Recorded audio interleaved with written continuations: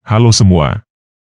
Apakah kamu tahu bahwa ada seorang raja di Bali yang turun dari tahtanya demi menjadi seorang Kristen? Siapakah dia? Bagaimana kisah hidupnya? Kenapa dia turun tahta? Itu semua akan kita bahas pada video ini. Jadi simak video ini sampai selesai ya.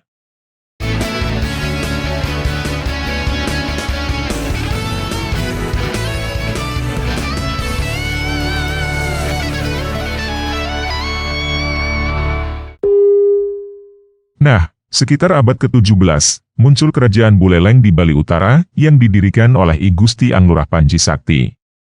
Setelah Panji Sakti meninggal, beliau digantikan oleh anaknya yang bernama I Gusti Panji Gede Danudarastra. Pada akhir hidupnya, pada tahun 1732, Gede Danudarastra dikalahkan dan Buleleng dijajah oleh kerajaan Mengwi. Namun, pada tahun 1752, anak Gede Danudarastra, yang bernama I Gusti Alit Panji, berhasil memerdekakan diri dari kerajaan Mengwi. Alit Panji kemudian digantikan oleh anaknya, I Gusti Ngurah Panji, yang hanya memerintah selama 1 tahun.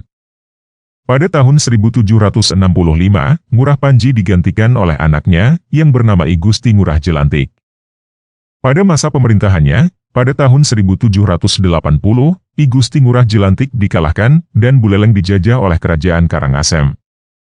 Pada tahun 1849, kerajaan Karangasem dikalahkan oleh Belanda, dan sejak itu Buleleng dikuasai oleh Belanda. Pada tahun itu, Belanda menunjuk kembali keturunan Panji Sakti, yang bernama I Gusti Maderai, sebagai raja atas Buleleng. Setelah Maderai, yang menjadi raja pada tahun 1854, adalah I Gusti Ketut Jelantik, yang merupakan keturunan I Gusti Ngurah Jelantik. Pada tahun 1929, yang menjadi raja adalah keturunan Ngurah Jelantik lain, yang bernama I Gusti Putu Jelantik. Pada tanggal 11 Februari 1908, Putu Jelantik mempunyai seorang anak lelaki, bernama I Gusti Nyoman Panji Tisna, dari istrinya yang bernama Mekele Jero Rengga. Sejak usia 7 tahun, sampai usia 17 tahun, Panji Tisna belajar di sekolah Belanda. Awalnya di Hollandse School di Singaraja. Kemudian pindah ke Meer Uitgebreid Lager Onderwijs, di Batavia yang sekarang kita kenal sebagai Jakarta. Pada tahun 1925, Panji Tisna kembali ke Singaraja, untuk menikah dengan anak Agung Biang Manik. Dari Biang Manik, Panji Tisna mempunyai 2 orang putra. Karena istrinya itu tidak mau ikut ke Batavia, Panji Tisna berhenti dari sekolahnya, lalu bekerja sebagai sekretaris ayahnya. Tetapi karena ayahnya melihat bahwa Panji Tisna tidak melakukan pekerjaannya dengan sepenuh hati, dia dipecat pada tahun 1929. Kemudian dia dikirim ayahnya ke Lombok untuk mengurus bisnis transportasi. Pada tahun itu juga, Panji Tisna menikah lagi dengan Niketut Mayas, yang disebut juga Jero Mekeles Roja. Dari Mekeles Roja, Panji Tisna mempunyai 2 orang putra dan 1 orang putri. Pada tahun 1934, Panji Tisna kembali ke Singaraja untuk minta ayahnya mendukung dia memulai bisnis kopra. Tetapi proposal pengajuan dana itu ditolak oleh ayahnya, dan hubungan dia dengan ayahnya menjadi renggang. Selain itu, tiba-tiba ada seorang pejabat Belanda yang menuduh dia berniat meracuni ayahnya demi mendapatkan tahta dan harta warisan.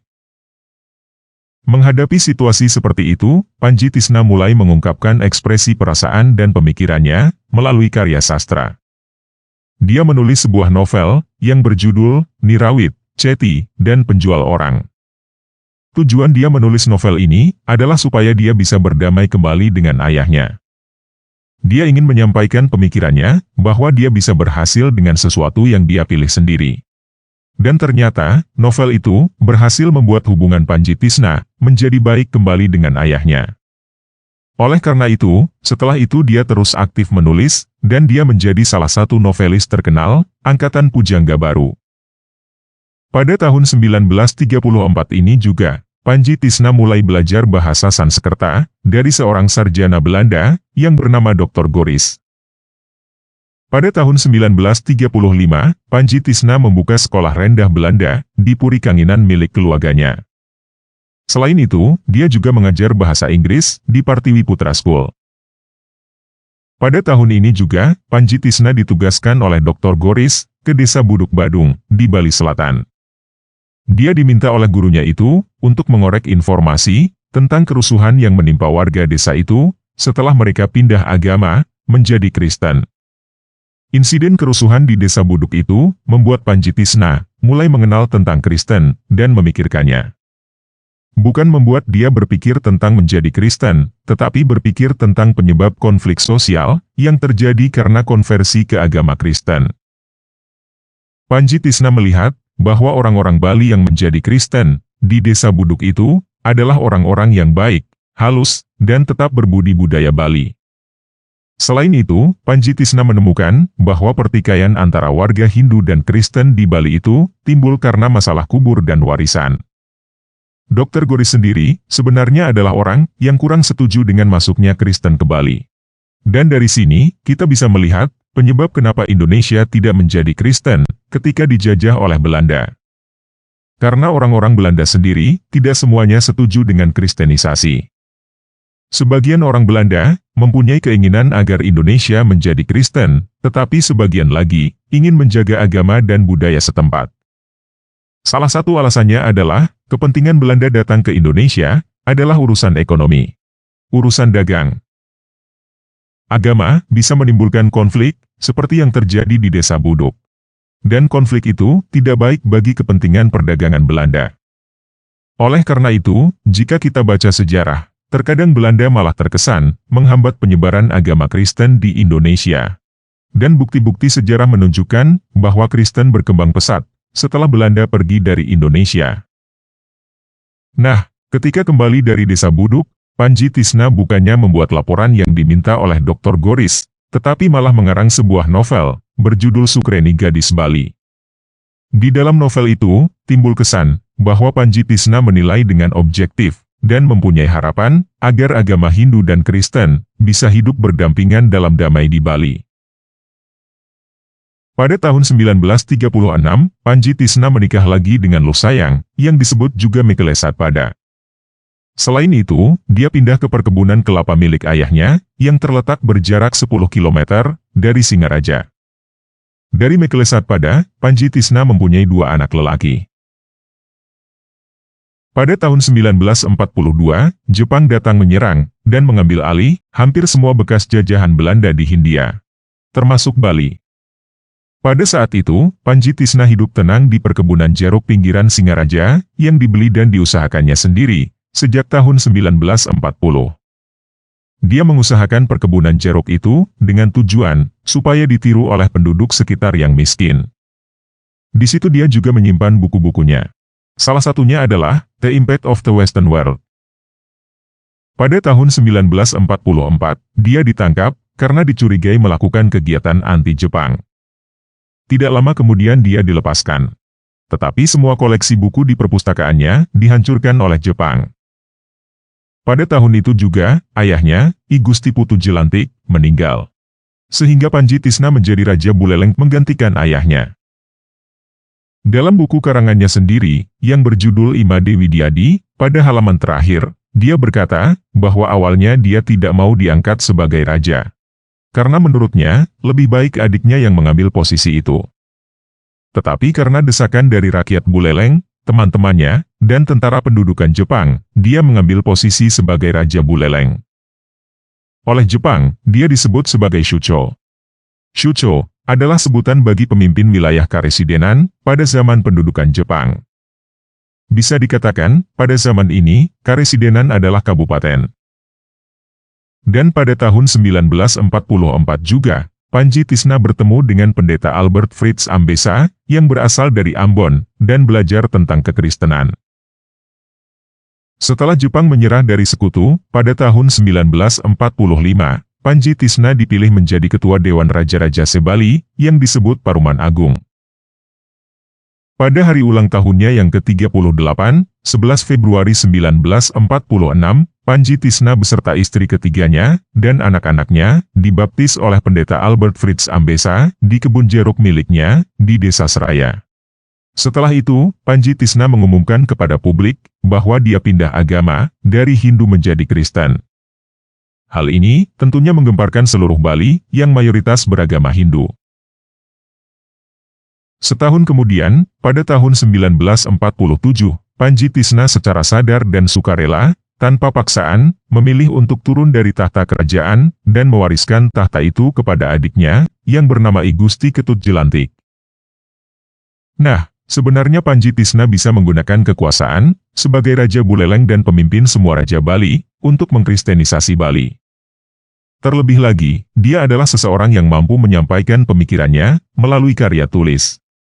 Atau setidaknya, dia bisa mempertahankan tahta dan memberikan perlakuan khusus supaya penyebaran agama Kristen menjadi lebih mudah di Bali. Tetapi Panji Tisna memilih untuk tidak melakukan semua hal itu. Kemungkinan besar, faktor yang membuat Panji Tisna memilih mundur dan tidak berusaha mengkristenisasi Bali adalah karena pengalamannya melihat konflik di Desa Buduk. Dia tidak mau konflik yang terjadi di Desa Buduk terulang lagi, apalagi dalam skala yang lebih besar. Jadi, dia memilih untuk turun tahta daripada memaksakan kepercayaannya kepada masyarakat Bali yang pada waktu itu mayoritas beragama Hindu. Pada tahun 1948, Panji Tisna berhenti dari Parlemen Negara Indonesia Timur. Negara Indonesia Timur adalah negara bagian Republik Indonesia Serikat yang meliputi wilayah Sulawesi, Bali, Nusa Tenggara, dan Kepulauan Maluku. Negara ini dibentuk setelah dilaksanakan Konferensi Malino pada tanggal 16–22 Juli 1946 dan Konferensi Denpasar dari tanggal 7–24 Desember 1946. Awalnya, negara baru ini dinamakan Negara Timur Raya. Tetapi kemudian diganti menjadi Negara Indonesia Timur pada tanggal 27 Desember 1946. Pada tanggal 17 Agustus 1950, Negara Indonesia Timur bubar dan bergabung ke dalam Republik Indonesia. Pada tahun 1950 itu juga, Panji Tisna menikah dengan Jero Mekeleresmi. Dari Mekeleresmi, Panji Tisna mempunyai 4 orang putra dan 2 orang putri. Pada tahun 1953, Panji Tisna memilih lokasi Desa Tukat Cebol, yang kini disebut Desa Kaliasem, sebagai tempat peristirahatannya. Di situ, dia menulis dan menerima tamu-tamunya dari dalam maupun luar negeri. Panji Tisna mendirikan tempat-tempat penginapan di pantai barat Buleleng tersebut, dan kemudian, seluruh daerah itu dikenal sebagai Pantai Lovina. Tempat peristirahannya itu dinamainya Lovina, sebagai singkatan dari kata Love Indonesia. Pada tahun 1955, Panji Tisna mengarang sebuah buku berjudul Ima Dewi Diadi, Kembali untuk Tuhan. Anak Agung Panji Tisna meninggal dunia 2 Juni 1978 dan dikuburkan dengan upacara agama Kristen di tanah pekuburan pribadinya di atas sebuah bukit di Desa Seraya Kaliasem di sebelah sebuah gereja. Gereja itu dibangun oleh dia sekitar tahun 1960 dan masih ada sampai sekarang. Sekarang ini gereja itu disebut Gereja Ukir Kawi atau Gereja Anak Agung Panji Tisna. Pada tahun 2003, pemerintah daerah Bali menganugerahkan kepadanya secara anumerta penghargaan Karya Karana sebagai pengakuan atas jasa-jasanya dalam pengembangan pariwisata Bali. Dan sekarang, Panji Tisna disebut sebagai Bapak Pariwisata Bali. Nah, apa yang bisa kita pelajari dari kehidupan anak agung I Gusti Nyoman Panji Tisna? Yang pertama adalah, menjadi Kristen bukan berarti menjadi orang Yahudi ataupun menjadi orang Barat. Kita tetap menjadi orang Indonesia. Hanya saja percaya kepada Yesus Kristus. Yang kedua, kita bisa menyampaikan pendapat, perasaan, dan pemikiran kita dalam bentuk karya sastra yang dikemas dalam cerita fiksi atau dalam bentuk yang lain.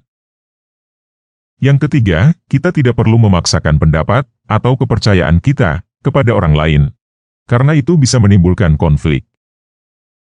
Yang keempat, walaupun kita tidak memaksakan pendapat kita kepada orang lain, mungkin saja ada orang lain yang memaksakan pendapatnya kepada kita. Ketika kita mengalami konflik dengan orang lain, seperti kasus Desa Buduk, kita tetap harus menunjukkan kualitas kita sebagai orang Kristen yang baik. Mungkin kita tidak akan memenangkan orang yang konflik dengan kita, tetapi kita bisa memenangkan orang lain yang melihatnya. Seperti dalam kasus Panji Tisna ini, yang menanam benih kekristenan, sebenarnya adalah orang-orang Kristen biasa, di desa Buduk. Pendeta Albert Fritz Ambesa, hanya menuai hasil, yang telah ditanam oleh orang-orang desa Buduk. Coba kita bayangkan, jika pada saat itu, Panji Tisna tidak melihat, bahwa orang-orang Kristen di desa Buduk itu adalah orang-orang baik. Coba kita bayangkan, jika pada saat itu yang dilihat oleh Panji Tisna, adalah orang-orang Kristen yang brengsek, kasar, bikin rusuh, dan merendahkan budaya Bali. Seberapapun hebatnya pendeta Albert Fritz Ambesa, dia tidak akan berhasil meyakinkan Panji Tisna untuk menjadi seorang Kristen. Saya cukup yakin, tidak ada satupun orang desa Buduk yang tahu bahwa raja mereka bisa menerima Yesus Kristus karena mereka. Jadi, tidak semua orang mendapatkan panggilan untuk memberitakan Injil dengan cara berkhotbah seperti seorang pendeta. Tetapi, semua mendapatkan panggilan untuk menerima pengajaran Yesus dan menerapkannya dalam kehidupan sehari-hari tanpa membuang identitas budaya khas kita. Kita ini adalah umat yang atasnya nama Tuhan disebut. Jika kita berbuat baik, nama Tuhan akan dipuji. Jika kita berbuat jahat, nama Tuhan akan dihujat. Jadi, tingkah laku kita bisa menyelamatkan orang lain, dan juga bisa menjadi batu sandungan bagi orang lain. Oleh karena itu, kita harus benar-benar memperhatikan tingkah laku kita dengan seksama. Kita harus hidup sesuai dengan apa yang Yesus ajarkan. Tidak usah yang rumit-rumit, yang sederhana aja. Kasihilah sesamamu seperti dirimu sendiri. Ampunilah orang yang bersalah kepada kamu. Hanya dengan menjalankan itu saja, kita sudah bisa menyelamatkan orang lain, tanpa kita sadari. Oke, sekian video kali ini, Yesus Kristus penguasa saya, mengasihi kita semua.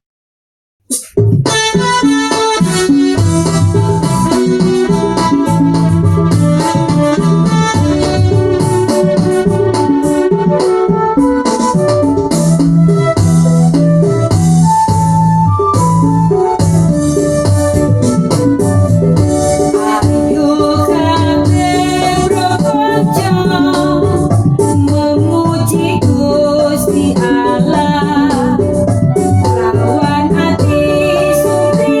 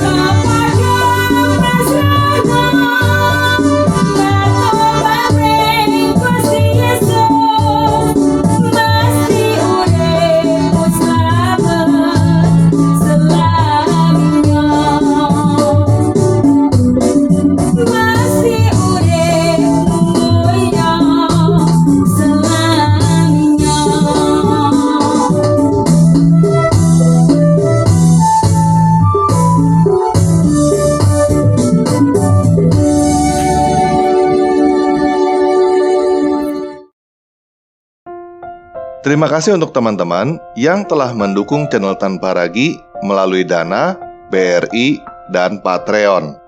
Selain itu, kami juga berterima kasih kepada teman-teman yang telah memberikan super chat, super thanks, dan menjadi member channel.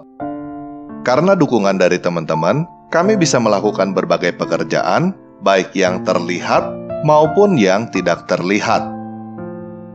Selama ini, kami telah mendapatkan banyak ucapan terima kasih dari orang-orang yang diberkati oleh pekerjaan kita.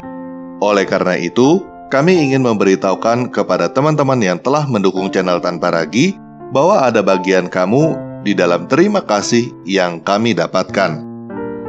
Kami tidak dapat memberikan sesuatu yang lebih kepada teman-teman yang telah mendukung, selain berdoa supaya Tuhan memberkati kamu, keluarga kamu, dan apapun yang kamu kerjakan. Kita percaya bahwa Tuhan kita melihat apa yang kita kerjakan secara tersembunyi dan akan memberikan upahnya. Buat teman-teman yang belum bisa mendukung kami secara keuangan, teman-teman tidak perlu berkecil hati. Karena teman-teman juga sudah mendukung kami jika teman-teman subscribe, memberikan jempol, dan membagikan link video ini ke kerabat dan media sosial lainnya. Oleh karena itu, kami juga berdoa supaya Tuhan memberkati kamu, keluarga kamu, dan apapun yang kamu kerjakan. Oke, sekian video kali ini. Yesus Kristus penguasa saya, beserta kita. Sampai jumpa.